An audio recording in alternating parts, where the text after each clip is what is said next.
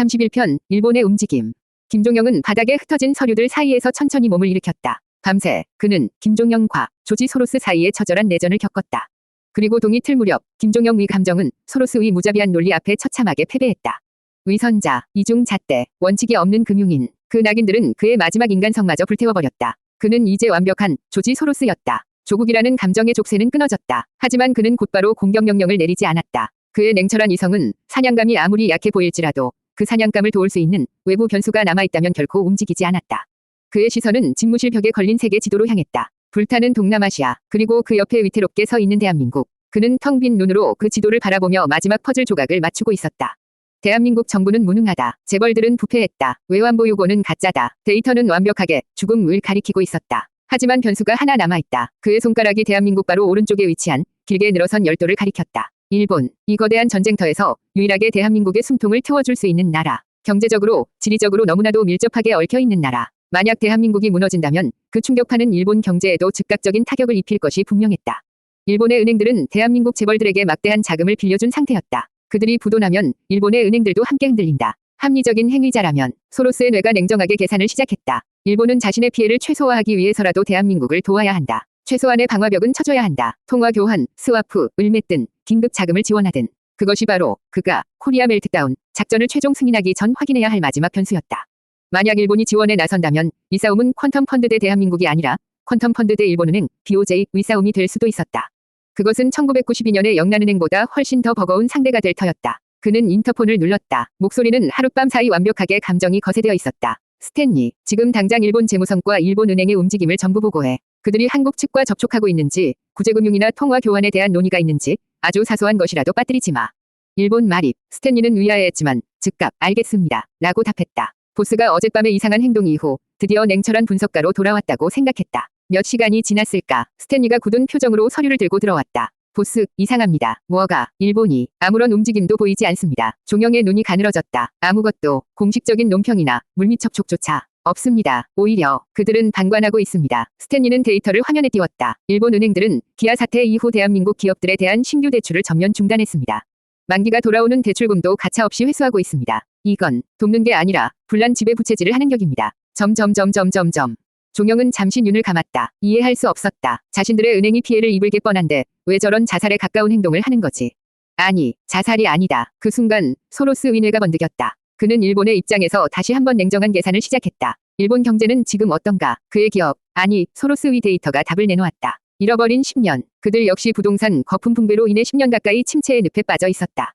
그들의 은행들 역시 막대한 부실 채권으로 신음하고 있었다. 그들에게는 한국을 도울 여력이 없다. 그것이 첫 번째 계산이었다. 한국이라는 구멍 뚫린 독에 자신들의 피 같은 돈을 쏟아부을 여유가 없는 것이다. 그리고 종영의 입가에 얼음장 같은 미소가 번졌다. 더 무섭고 더 냉혹한 두 번째 계산이 떠올랐다. 만약 그들이 한국의 붕괴를 바라고 있다면 그는 소름이 돋았다. 대한민국, 그들은 일본이 걸어간 길을 불과 수십 년 만에 따라잡은 무서운 경쟁자였다. 반도체, 철강, 자동차, 조선, 모든 주력 산업이 일본과 정확하게 겹쳤다. 세계 시장에서 일본의 점유율을 가장 격렬하게 빼앗아오던 나라. 만약 대한민국이 이번 위기로 무너진다면, 만약 그들의 주력 산업이 통째로 붕괴한다면 그 반사이익은 고스란히 누가 가져가지? 일본이었다. 단기적으로는 한국에 빌려준 돈을 떼어 은행들이 고통받을 것이다. 하지만 장기적으로는 가장 성가신 경쟁자가 스스로 무너져 내린다. 그들이 쓰러진 자리의 과실은 고스란히 일본 기업들의 차지가 될 터였다. 단기적인 손실을 감수하고 경쟁자의 숨통을 끊어버리는 것. 그것이야말로 가장 냉정하고 잔인한 합리적 계산이었다. 그들은 돕지 않아. 종영이 나직하게 중얼거렸다. 아니, 돕지 않는 게 아니라 무너지는 것을 즐기고 있는 거다. 마지막 변수가 사라졌다. 대한민국은 이제 완벽하게 고립되었다. 그 어떤 구원의 손길도 방화벽도 없었다. 그것은 이제 시간과의 싸움일 뿐이었다. 32편 펀드 매니저들의 압박. 김종영이 조지 소로스로서 완벽하게 각성하고 일본의 냉혹한 계산까지 확인하는 동안 퀀텀 펀드의 트레이딩 룸은 폭풍 전야의 고요함 속에 들끓고 있었다. 괴물들은 초조했다. 그들은 지난 며칠간 보스의 이상 행동을 이해할 수 없었다. 대체 보스가 왜 저러시는 거지? 한 매니저가 커피 잔을 신경질적으로 내려놓으며 속삭였다. 모든 데이터가 공격을 외치고 있잖아. 태국 때보다 인도네시아 때보다 훨씬 더 완벽하다고. 맞아. 기아가 쓰러졌어. 정부는 외환보 요구가 바닥났는데도 대마불사 타령이나 하고 있다고. 이건 그냥 거저먹는 판이야. 그런데 어제는 회의까지 중단시켰어. 그들의 눈은 시시각각 쏟아지는 대한민국발 속보에 고정되어 있었다. 원화 가치, 심리적 방어선 붕괴, 외국인 자금, 이틀 연속 최대 규모 이탈. 제3의 재벌 부도설 확산. 먹잇감은 지금 피를 철철 흘리며 쓰러져 있었다. 가서 숨통을 끊기만 하면 되는 순간이었다. 그런데 우두머리가 그들의 제왕이 명령을 내리지 않고 있었다. 우리가 망설이는 이 순간에도 다른 놈들이 먼저 치고 들어갈 수 있어. 줄리안 로버트슨, 타이거 펀드, 이 냄새를 놓칠 리가 없지. 우리가 차려놓은 밥상에 저놈들이 숟가락을 얹게 될 거라고. 젠장, 답답해 미치겠군. 보스가 도대체 왜 그들의 불만과 탐욕이 임계점에 달했을 때 스탠리 드러큰밀러가 나섰다. 그 역시 초조하기는 마찬가지였다. 그는 보스가 어젯밤의 이상한 상태에서 완전히 회복되지 못한 것은 아닌지 의심하고 있었다. 그는 총대를 메고 우두머리의 동굴로 향했다. 똑똑, 보스, 스탠리입니다. 대답이 없었다. 스탠리는 조심스럽게 문을 열고 들어갔다. 김종영은 거대한 세계 지도 앞에 마치 석상처럼 미동도 없이 서 있었다.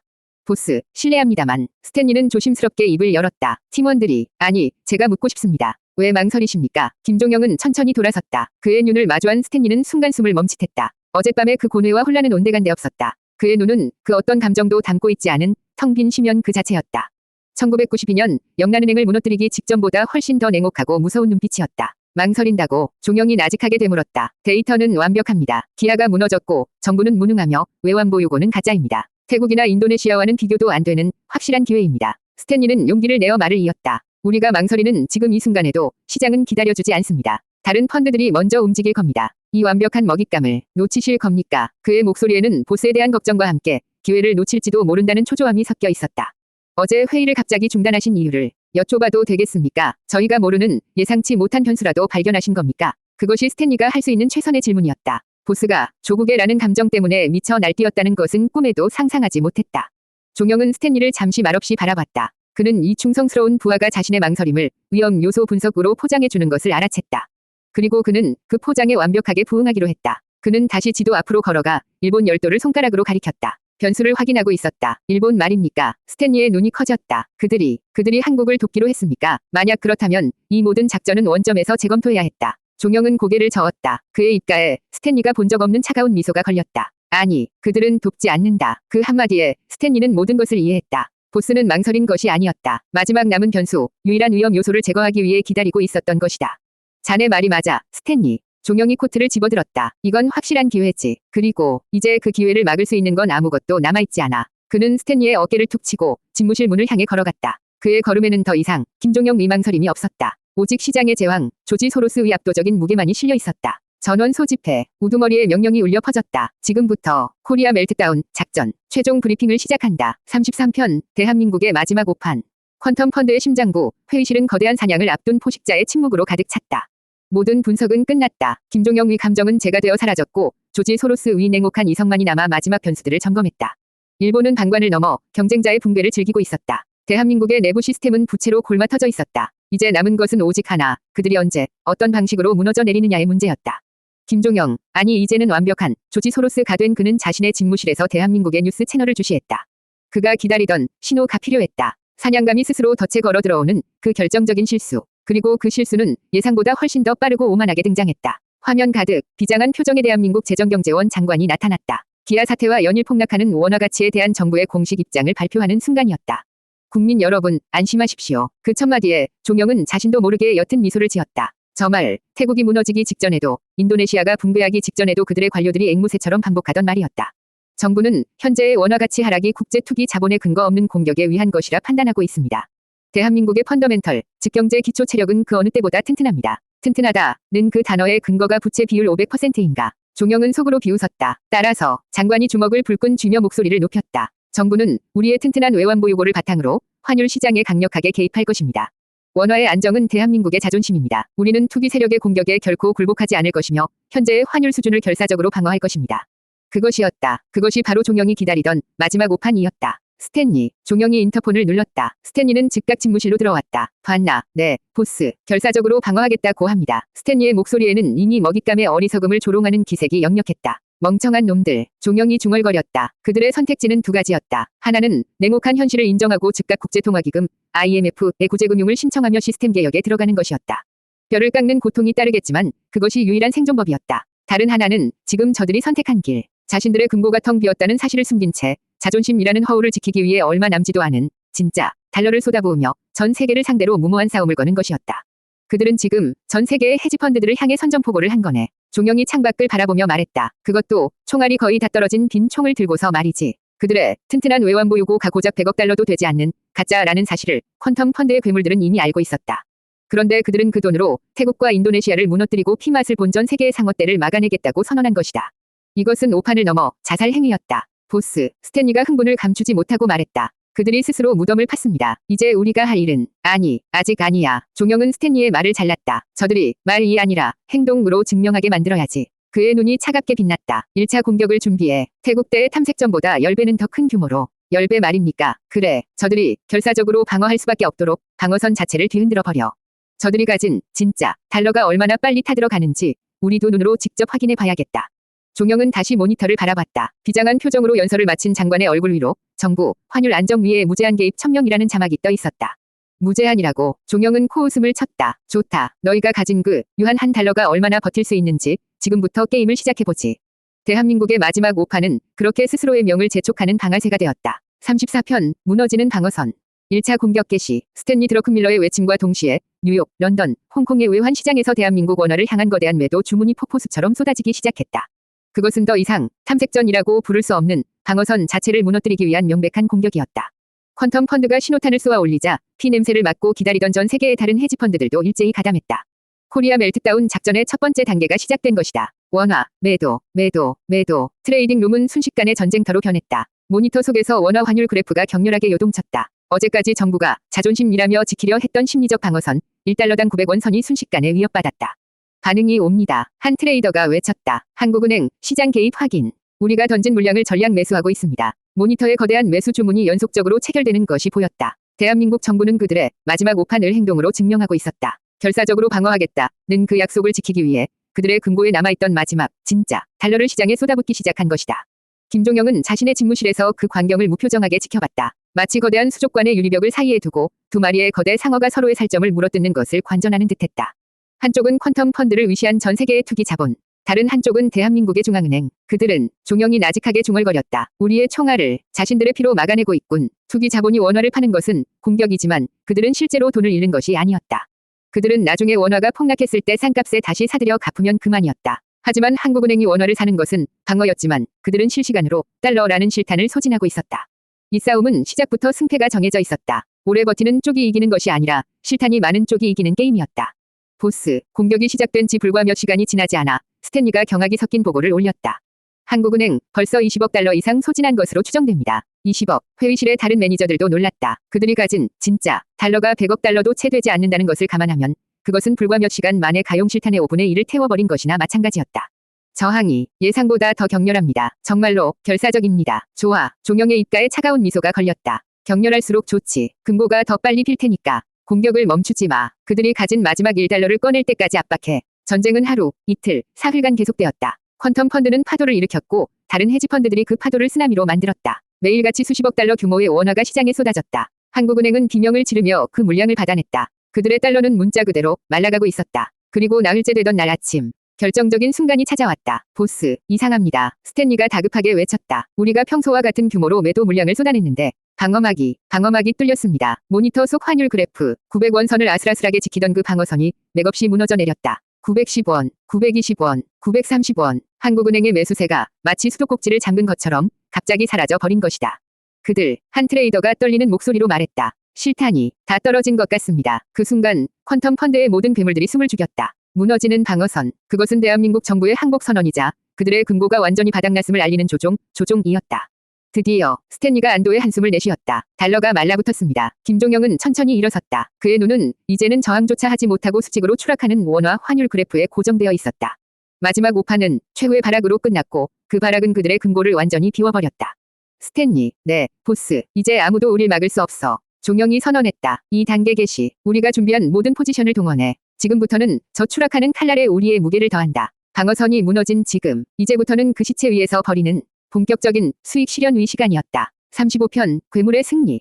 달러가 말라붙었습니다. 스탠리 드러큰밀러의 그 한마디. 그것은 대한민국이라는 거대한 투기, 퀀텀 펀드와 전 세계 투기 자본의 거대한 파도 앞에서 마침내 무너져 내렸음을 알리는 항복 선언이었다.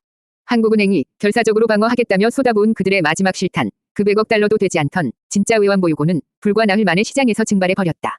퀀텀 펀드의 트레이딩 룸은 열광의 도가니였다. 해냈다. 방어선 붕괴, 원화 가치 수직 낙하. 이건 태국 때보다 더 엄청난 수익이다. 우리가 또 이겼어. 괴물들은 환호성을 지르며 서로를 얼싸안았다. 그들은 이미 자신들의 계좌에 찍힐 천문학적인 숫자를 계산하느라 여념이 없었다. 하지만 그들의 왕, 김종영은 자신의 집무실에서 그 모든 환호성을 유리벽 너머의 소음처럼 차단한 채 텅 빈 눈으로 추락하는 원화 그래프를 바라보고 있었다.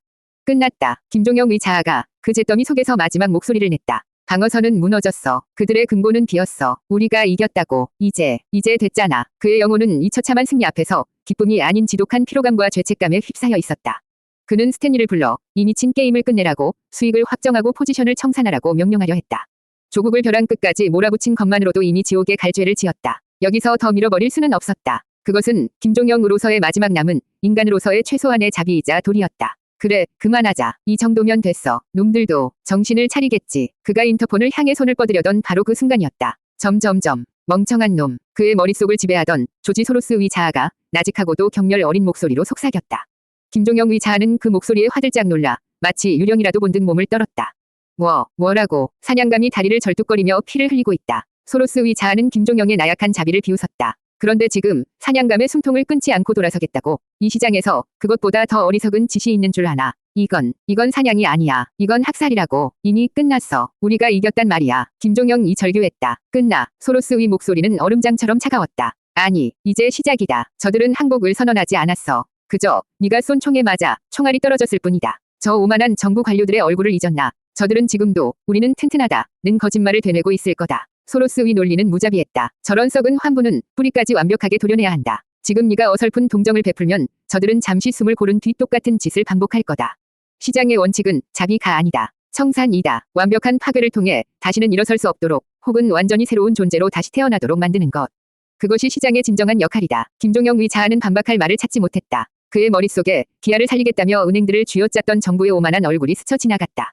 소로스 위 말이 맞았다. 그들은 변하지 않았다. 그저 힘이 떨어졌을 뿐이다. 너는 소로스가 김종영의 마지막 남은 인간성을 향해 최후의 일격을 가했다. 이미 괴물이 되었다. 내 손으로 영국을 무너뜨렸고 태국을 불태웠다. 그런데 이제 와서 마지막 먹잇감 앞에서 손이 떨리나? 그 먹잇감이 내 놈의 조국이라는 이유 하나만으로. 위선자. 그 단어가 다시 한번 그의 영혼을 꿰뚫었다. 너는 원칙이 없다. 태국 국민의 고통은 외면하고 내 놈 조국의 고통만 두려워하고 있다. 그 이중 잣대, 그 감상주의, 그것이 너를 금융인으로서 끝장낼 것이다. 김종영 위 모든 저항이 그 순간 멈췄다. 그의 눈동자에서 희미하게 남아있던 온기가 마치 꺼져가는 불씨처럼 사그라들었다. 그는 깨달았다. 김종영 위 감정으로는 이 냉혹한 세계에서 살아남을 수 없었다. 이 힘을 유지할 수 없었다. 그가 망설이는 이 순간에도 시장은 그의 나약함을 비웃고 있었다. 아포스트로피 점점점. 그래, 김종영 위 목소리는 더 이상 들리지 않았다. 그것은 침묵이 아니었다. 그것은 죽음이었다. 그의 영혼 속에서 김종영은 스스로 눈을 감았다. 그리고 마침내 괴물이 완벽하게 승리했다. 그는 더 이상 망설이지 않았다. 더 이상 고뇌하지 않았다. 그는 조지 소로스의 논리를, 아니 조지 소로스 그 자체를 받아들였다. 그는 텅 빈 눈으로 추락하는 원화 그래프를 바라봤다. 그것은 더 이상 조국의 비명이 아니었다. 그것은 그저 완벽하게 청산되어야 할 비효율적인 자산일 뿐이었다. 그는 무너진 방어선을 승리의 증거가 아닌 다음 단계로 나아가기 위한 초대장으로 받아들였다. 시장이 그에게, 제왕인 그에게 이 더러운 환부를 완벽하게 도려내 달라고 요청하고 있었다. 그리고 그는 그 요청에 응답하기로 했다. 36편 방아쇠. 김종영은, 아니 조지 소로스는 집무실 소파에서 천천히 몸을 일으켰다. 밤새 그를 찢어놓을 듯했던 격렬한 내전은 끝났다. 그의 몸은 이제 한 치위 오차도 없는 완벽한 논리로 움직이는 기계가 되었다. 그는 집무실 문을 열고 환호성이 가득한 트레이딩 룸으로 걸어 나갔다. 그가 등장하자 샴페인을 터뜨리려던 매니저들의 동작이 일순간 멈췄다. 그들은 보스의 얼굴을 보고 얼어붙었다. 승리한 장수의 환희에 찬 얼굴이 아니었다. 그것은 모든 감정이 거세된 사형 집행인의 무표정한 얼굴이었다. 보스, 해냈습니다. 한국은행이 두 손 들었습니다. 스탠리 드러큰밀러가 흥분을 감추지 못하고 다가왔다. 이제 포지션을 청산하고 수익을. 스탠리, 종영의 목소리는 그 어떤 감정도 담고 있지 않아 오히려 수백 명이 함성보다 더 크게 트레이딩 룸을 울렸다. 모든 소음이 일순간 멈췄다. 네, 보스. 스탠리는 자신도 모르게 마른 침을 삼켰다. 종영은 환호하는 괴물들을 천천히 둘러봤다. 우리는 이겼다. 네, 그렇습니다. 하지만 그는 트레이딩 룸 중앙 가장 거대한 메인 스크린을 가리켰다. 그곳에는 방어선이 무너진 채 공포에 질려 아주 조금씩 하락하고 있는 원화 그래프가 떠 있었다. 시장이 다음 방향을 정하지 못하고 숨죽이고 있었다. 전쟁은 끝나지 않았다. 종영이 선언했다. 저들은 항복한 게 아니다. 총알이 떨어졌을 뿐이다. 저들은 지금도 기적을 바라며 버티고 있다. 저 썩은 환부는 아직도 몸통에 붙어 있다. 스탠리의 눈이 커졌다. 그는 보스의 의도를 깨닫고 전율했다. 이것은 수익 실현이 아니었다. 지금 즉시 종영의 목소리가 룸 전체에 울려 퍼졌다. 우리가 확보한 수익금 전부, 그리고 동원할 수 있는 모든 레버리지를 총동원한다. 보스, 그 말씀은? 스탠리가 떨리는 목소리로 물었다. 포지션을 청산하는 것이 아니라 오히려 지금부터가 본 게임이라는 말씀이십니까? 그렇다. 종영은 메인 스크린의 그래프를 마치 사형수의 목덜미를 내려다보듯 응시했다. 그는 태국에서 그랬듯 인도네시아에서 그랬듯 마지막 명령을 내렸다. 그것은 그의 조국을 향한 김종영 위 피눈물이 밴 그러나 소로스 위 냉혹한 논리로 완성된 마지막 사형 선고였다. 그가 이 역사의 방아쇠를 당겼다. 오왕아. 그의 목소리는 나직했지만 모든 매니저의 심장에 얼음송곳처럼 박혔다. 공매도 포지션 진입. 점점점 느낌표. 지금부터다. 종영이 선언했다. 저들이 스스로 항복이라는 단어를 입에 올릴 때까지. 저 오만한 정부가 무릎을 꿇고 전 세계를 향해 구원을 요청할 때까지. 저 거품이 흔적도 없이 사라질 때까지. 단 1초도 공격을 멈추지 마라. 실행. 스탠리가 마침내 포효했다. 그것은 방아쇠가 당겨지는 소리였다. 트레이딩 룸은 다시 한번 폭발했다. 하지만 이번에는 승리의 환호성이 아니었다. 그것은 먹잇감의 숨통을 끊기 위해 일제히 달려드는 굶주린 맹수들의 전투 함성이었다. 종영은 그 지옥도의 한복판에서 추락하는 조국의 그래프를 향해 차가운 눈을 고정시켰다. 괴물의 승리였다.